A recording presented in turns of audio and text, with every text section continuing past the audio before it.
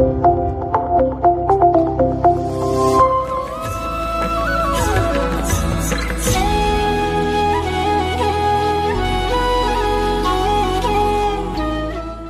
ने अक्षर पुरुष की उत्पत्ति की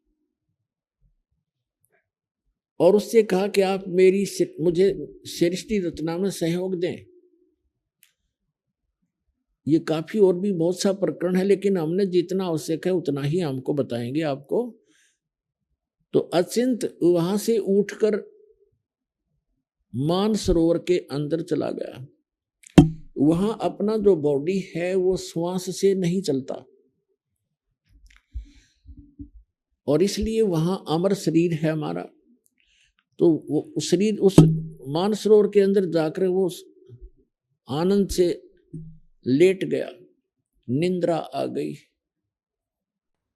काफी समय बीत गया, तब अचिंत ने परमात्मा से, सत्य पुरुष से प्रार्थना की कि भगवान अक्षर पुरुष निंद्रा में है, उठ नहीं रहा है, सृष्टि रची नहीं जा रही।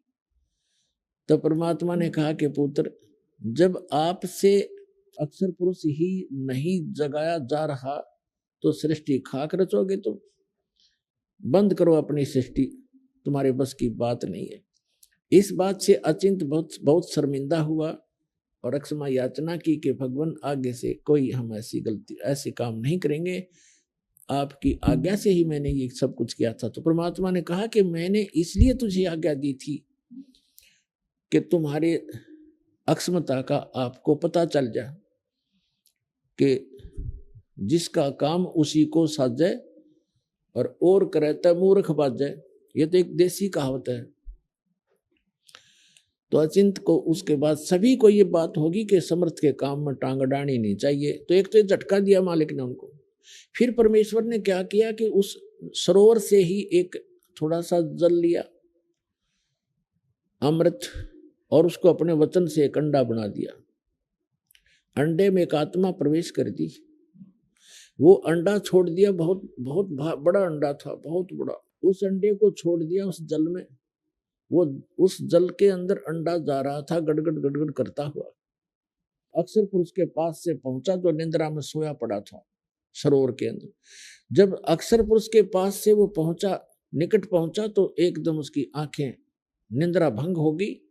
अक्षर पुरुष की निंद्रा भंग हुई तो उस जैसे कोई अधूरी नींद जाग जाता है तो वो कोप से देखता है, उसमें कुछ गुस्सा सा होता है। ऐसे कोपित दृष्टि से उसने देखा कि किसने मेरी निंद्रा भंग की है। तो वो अंडा फूट गया। उस तेज से अंडा दो भाग हो गया। उसमें से ये ज्योत स्वरूपी निरंजन, जिसको आगे चल के काल कहा गया, जिसको सरपुरुष भी कहते हैं, गीता अध्याय नंबर 15 के श्लोक नंबर 16 में सरपुरुष कहा है।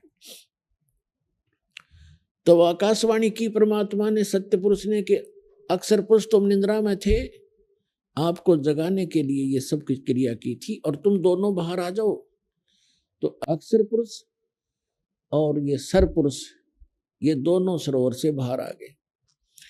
फिर परमात्मा ने आदेश दिया कि आप जाओ, दोनों के दोनों अचिंत के द्वीप में रहो, अचिंत के लोक में रहो।